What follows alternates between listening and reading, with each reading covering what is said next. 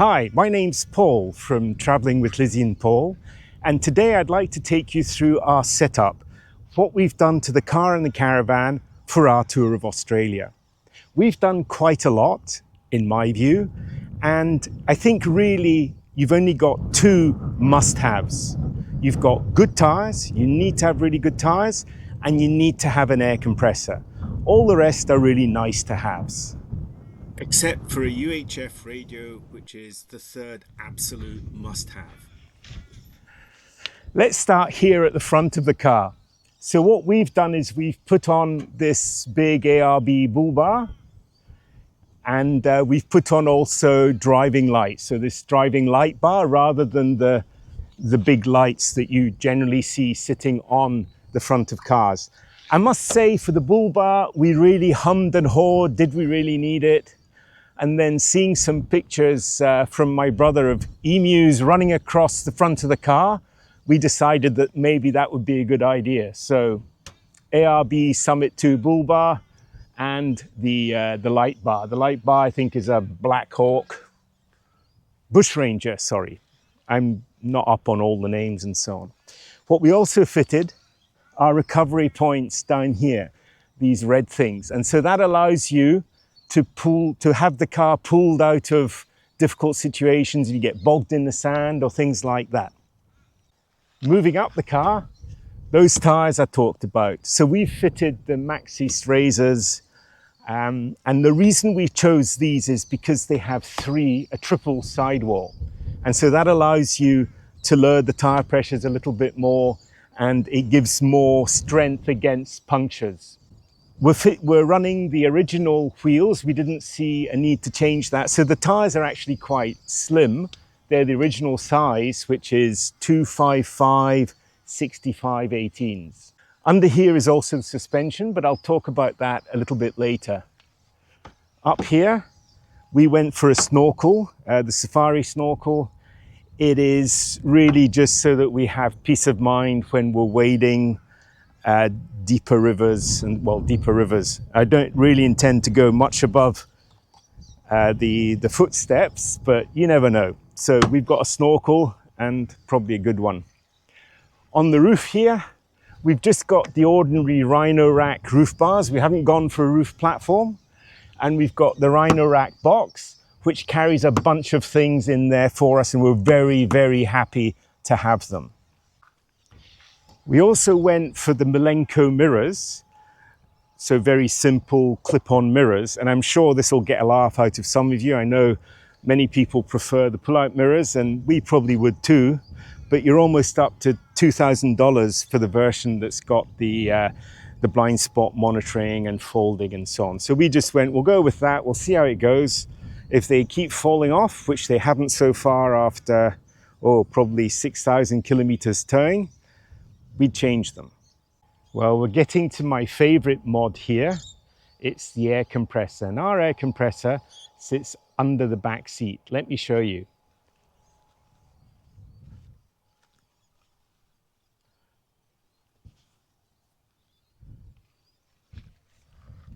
I think this is actually a great position because it keeps it out of the way. It's cooler than in the engine bay. And the best thing is the accessibility that you have for the air outlet and the switch, which are just on the C pillar. If I can find it, there you go.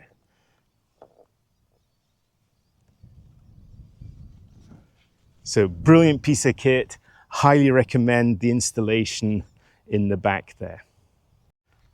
Most of the time though, the back seat is in a load carrying position so that we can put plastic boxes on it with our gear in it.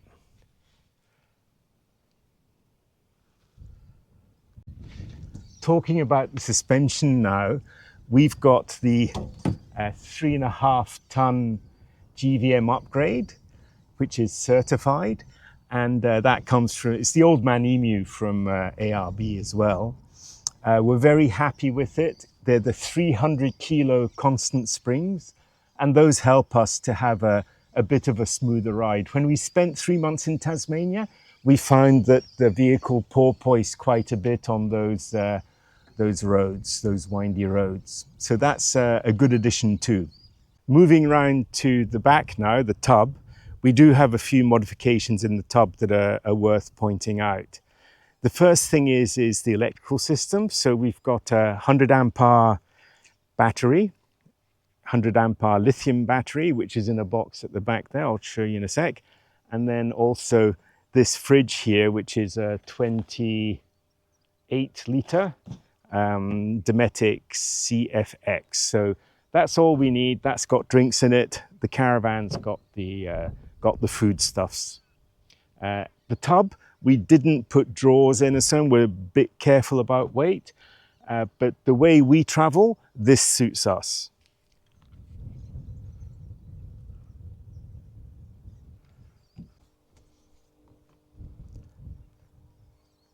An important thing about the battery is that it's got a 25 amp DC-DC charger, and this connection here allows us to connect solar. So I've got solar connected today, but it's not a very good day for solar.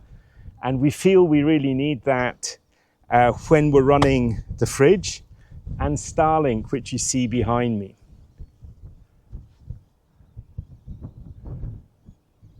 Starlink is actually in a magnetic mount that we got from a company called Dishy, and we rather like it. It's very simple. The Starlink doesn't move. It stays on the roof all the time. The Wi-Fi of the Starlink works to over 100 meters. So if you're in an occluded area, because Starlink doesn't work very well when you've got overhead clouds and so on, overhead trees. So then you can drive the car out of the trees 100 meters away and you still got pretty much perfect internet. So we're actually really keen on it. We're not big Starlink fans, but I must say it does the job. And I'll put a link below. If you're interested in getting Starlink, please use our link, and that will allow you to have a month free, as well as for us to have a month free. And at $195 a month, that's kind of worth it. And a few last details in the car. We of course run a UHF radio. We've chosen the GME and it works very well for us. And you'll have seen the antenna on the tub in the previous part of the video. We've also got seat covers. These come from Super Trim, and we feel with the orange stitching, they look actually quite good. They're in line with the Wild Track theme, shall we say. They work very well for us. They're washable. We wash them about once every 3 months. We also have a dash cam, very simple one response.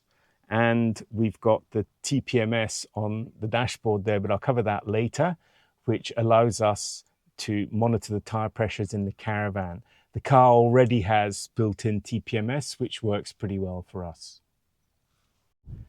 And when there's so much going on with the car, you always forget something, and I forgot something today. It's the long-range fuel tank. So under here, we have, I can barely see it, maybe if I lie down, we have the ARB Frontier 140 litre long-range fuel tank, which is a very interesting piece of kit. We're very happy with it as well. Really, for us, we get about 700 kilometers out of it, 7 to 750, 800 kilometers when we're towing. So really top for us. It means we'll be able to fill up at lower prices, or be able to choose petrol stations, shall we say. That's our setup for the car. Maybe let me know in the comments if you think we really need something else. Right, let's move on to the Caravan next. We bought the Caravan second-hand about a year and a half ago, nearly 2 years ago. It's a 2018 Jayco Journey Outback 19.61-2, which means it's the 19-foot couples van. So the interior dimensions are about 6 meters, a little over 6 meters, which is great. As I said, we bought it second-hand, and it came with a bunch of options that are actually factory options. So to go through the main ones of those very quickly, it has an I think it's a an ATM upgrade of 200 kilos. So it means our payload, rather than being 400 kilos, is 600 kilos. That's very helpful. We've got 3 water tanks rather than 2. So we can carry 240 liters of water. It has gas heating. It has an extended drawbar. It's got 2 batteries, 200 ampere hours, which is double the usual in a Jayco Caravan coming off the production line. It's also got the bigger solar panel, a whopping 160 watts, but we supplement that with a solar blanket, a 260 watt solar blanket. That means we're never really wanting for electricity. The van runs mainly on gas, so we don't have a big electrical installation at all. We've got 2 9 kilo gas bottles. So let me take you through the Caravan in more detail, showing you what we've done to the Caravan as well. Well, the sun's coming out now and again, which is really nice. Wasn't expecting that at all today. It looked really not very good. Overcast, rain. Well, rain, no rain, just overcast. Right, at the front here, we've got the DO35 hitch that we installed when we bought it, simply because we expect to do a bit more unsealed tracks than the previous owners. I love this hitch because really it turns in all directions. So very comfortable to drive with. I love it. Moving back, as I said, we've got the extended drawbar. So an extended drawbar is about 50 centimeters longer than a standard one. It's sizable, and it just makes maneuvering the Caravan, particularly reversing it, a lot easier. The van also came with this stone guard, which actually works pretty well for us. We'll see on the big unsealed tracks if it's still the case. But we did look at fitting a stone stomper or a rock tamer, and just now that's not a topic. Maybe in the future, who knows, if we're unhappy with what happens with this. So very happy with this so far. We did have to replace it recently. If you've been following our videos, you know that I had a bit of a mishap and cleared out this side of the stone guard and bashed the back of the van too. But I'm getting there in a few moments. As a recent addition to our equipment, we've added these 3 bags. So the idea is not to put heavy stuff in here, although we're fine for tow ball weight. We're barely on 300 kilos, and for a 3-ton van, that's 10%. That's great. So this bag is empty. This one has the waste hoses in it, and that one over there has got the water hose. This one comes from King's, cost very little indeed. The size is absolutely super for the waste hoses. The other 2 are from Aussie Traveller. They're a bit smaller, they're a bit less good in my view, surprisingly, but they're very practical. This is probably our most recent modification. This is actually not called checker plate, it's called propeller plate, and it matches what's down the side of the van. And prior to having propeller plate here, you might know, you might not know, but Jayco Caravans have a sort of ABS molding. That molding is terrible for cracking in the sides, and I obviously destroyed ours when I had the little accident a few videos ago,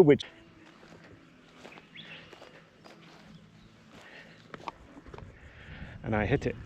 So the stone guard's damaged, the mud flap's damaged, and worst of all, I've also damaged the floor of the Caravan here.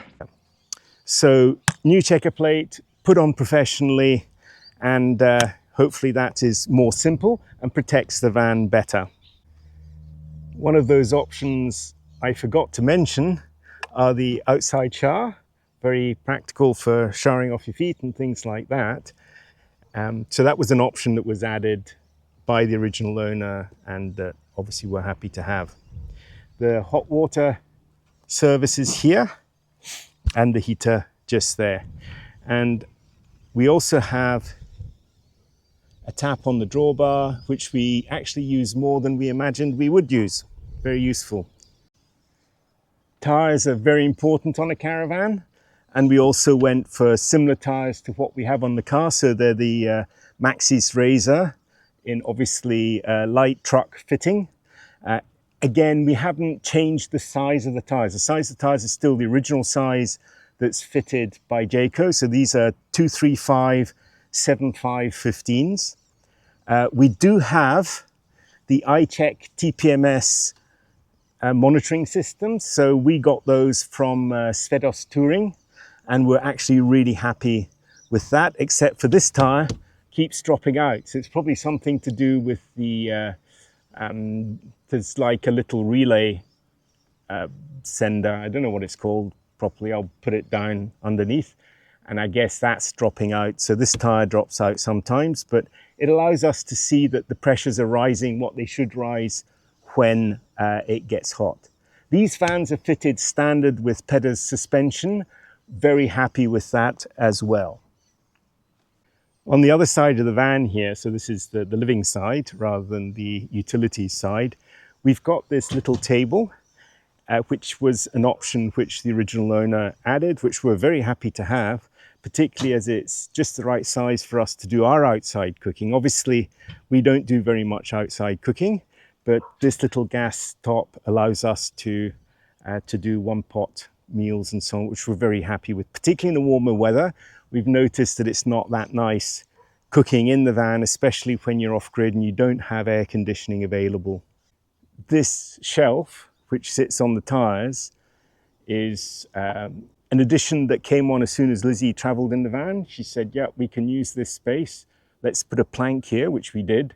We recently changed this plank for a lighter one. So we went from about a 3.5 kilo plank down to about a 1 kilo plank. And that allows us to put our shoes on, as you can see here.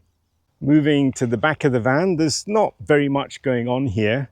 We've got the Bush Ranger bag for our rubbish, which we sometimes use for rubbish, sometimes for transporting the mat that goes out front of the Caravan.